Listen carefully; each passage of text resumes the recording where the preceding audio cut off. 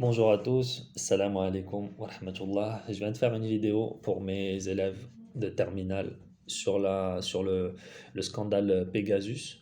Je reparle du même sujet, j'enchaîne sous un angle, comme vous l'avez vu par rapport au début de cette vidéo, sous un angle beaucoup plus spirituel ou religieux, avec un éclairage autour de l'islam et de ce que peut nous dire l'islam sur ce scandale. Alors, moi étant d'origine marocaine, beaucoup de frères en islam ont une inimitié pour le Maroc. C'est pas la peine que je précise quel pays précisément, ou quel gens de quel pays m'ont témoigné beaucoup de fois des, euh, un manque de sympathie pour le Maroc du fait de l'ouverture par rapport au tourisme. Et qui dit tourisme, pour certains dit tourisme sexuel, et aussi par rapport au partenariat économique, notamment avec Israël. Pour la première chose citée, le tourisme et l'aspect tourisme sexuel, déjà j'ai envie de dire une chose, c'est que le roi du Maroc, moi ayant vécu au Maroc jusqu'à mes 17-18 ans, on ne peut pas enlever une chose au roi du Maroc, c'est dans chaque quartier, chaque petit quartier, tu peux avoir trois mosquées dans un périmètre dans un tout petit périmètre. De telle sorte à ce que chaque Marocain exerce son libre arbitre dans la pratique de la religion et qu'il puisse avoir un endroit où aller. Donc le Hubus, le ministère des Affaires islamiques, met en œuvre ce qu'il faut pour une pratique religieuse. Maintenant, l'ouverture au tourisme, c'est un choix qui est fait. Moi, j'ai envie de dire que on peut incriminer la morale à l'échelle de l'individu. Chaque chef de famille, chaque père de famille, si par rapport au tourisme sexuel, si certaines de nos filles, nos sœurs se retrouvent dans cette turpitude, ce n'est pas la faute du roi, ce n'est pas la faute du ministère de l'économie ou du tourisme ou autre, ça incombe à chaque personne. Chacun doit s'atteler à une éducation qui préservera les, nos enfants de cette pratique-là. Donc ça, c'est une réponse par rapport à ça. Donc ouvrir le tourisme,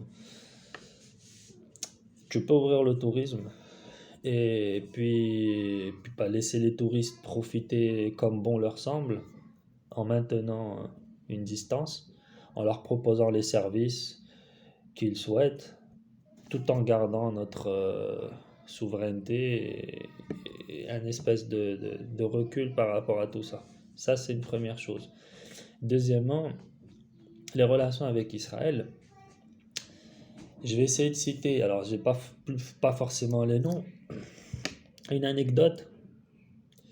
Le prophète Mohammed sallallahu alayhi wa sallam, quand il est décédé, on a retrouvé, il a laissé une dette de guerre.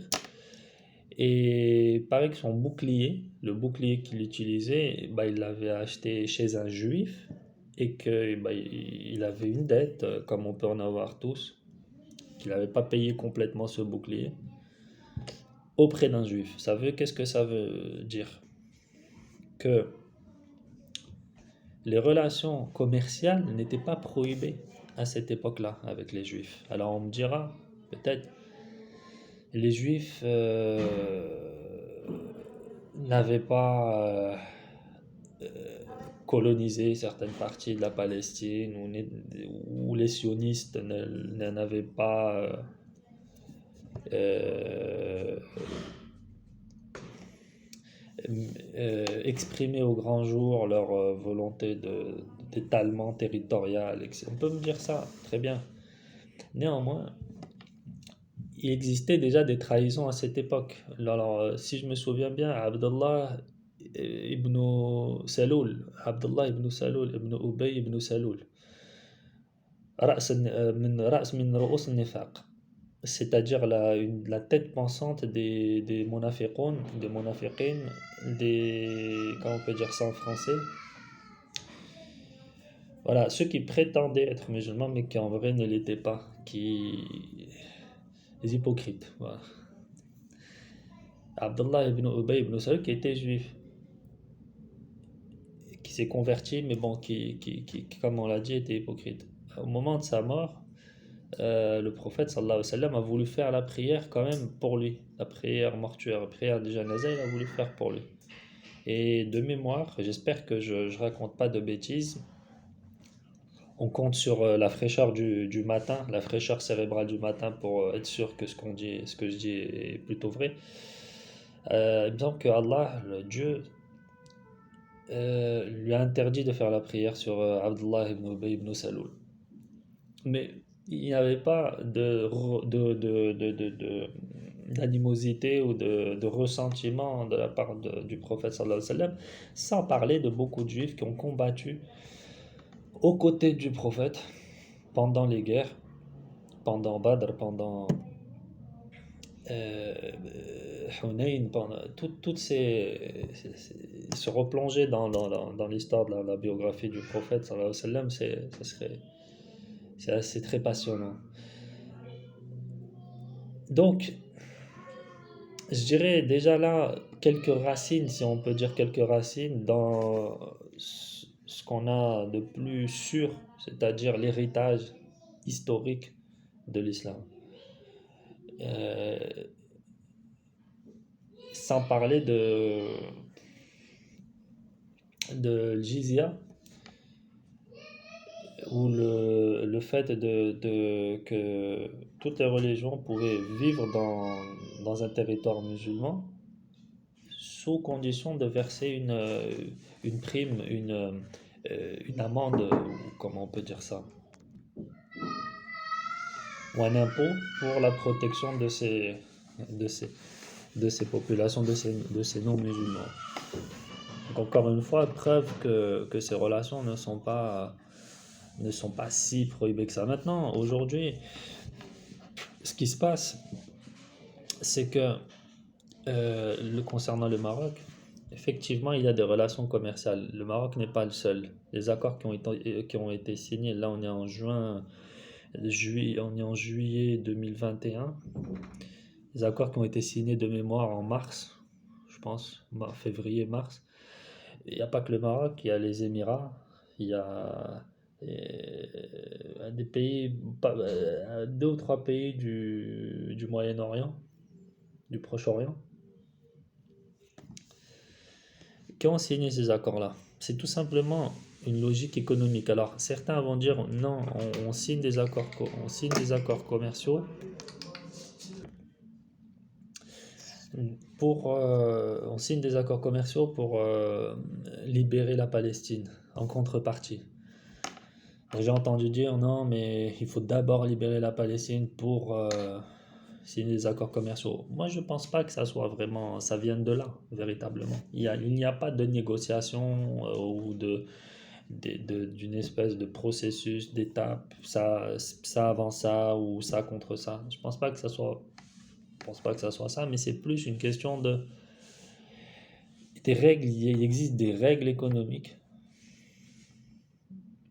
de, de multilatéralisme ou de bilatéralisme ou pire encore, comme on l'a dit, de multilatéralisme. C'est-à-dire qu'à partir du moment où si on se coupe d'Israël, on se coupe des États-Unis, on se coupe pas d'un point de vue amical, on se coupe d'un point de vue économique. Alors on peut me dire, on n'a pas besoin d'Israël, on n'a pas besoin des États-Unis. Mais comme je l'ai expliqué dans la vidéo que j'ai faite pour les élèves de terminale en géopolitique, ces pays-là ont un réseau tentaculaire d'un point de vue économie internationale. Et ils sont capables de vous fermer toutes les portes parce qu'ils ont beaucoup d'alliés commerciaux. Et ces alliances commerciales je dirais, sont renforcées par des relations militaires, des relations d'influence politique. Donc ce n'est pas qu'une question économique. Donc un pays peut très vite se retrouver en autarcie, à la marge de la dynamique économique internationale. Et on sait l'importance aujourd'hui d'être connecté, on l'a vu avec la crise sanitaire, d'être connecté avec différents territoires, référence à la chaîne de valeur. On construit, le processus productif se fait dans différents pays. On sait que pour avoir un smartphone, il faut passer par la Chine, étape incontournable. Toutes les usines sont là-bas. Question de main-d'œuvre, question de coût de main-d'œuvre, etc. Donc, on ne peut pas se couper. Donc, à bout d'un moment, quand on est acculé, après, on peut faire comme la Corée du Nord, ou bien comme Cuba, pendant des années. Mais on connaît très bien le niveau de vie en Corée du Nord. Pourtant, la volonté du dictateur Kim Jong, je sais plus trop comment, Kim Jong 2, sa volonté c'est de défier ces puissances, de défier l'ordre établi par l'arme nucléaire, sauf que on sait très bien que les niveaux de vie en Corée du Nord, ils sont catastrophiques, où les gens crèvent la faim. On sait aussi ce qui s'est passé à Cuba, sous Fidel Castro, et encore peut-être aujourd'hui. On sait ce qui se passe au Venezuela, sous Hugo Chavez, a lui aussi tenu tête à ces... Donc le résultat, il est là, c'est extrême pauvreté, inégalité.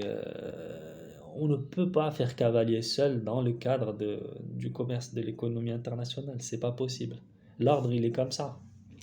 Donc c'est peut-être ça la stratégie mise en place par ces pays-là. Est-ce qu'ils sont aussi bêtes qu'on pense? Est-ce que autant d'individus à la tête de ces États, est-ce que franchement, ceux qui font des commentaires de bar PMU, de comptoir, ils devraient se poser des questions. C'est plus compliqué que ce qu'on pense. Voilà, c'est des stratégies qui sont là, qui sont neutres. On n'a pas d'avis spécialement à donner. C'est comme ça, et voilà, c'est en espérant que cet éclairage puisse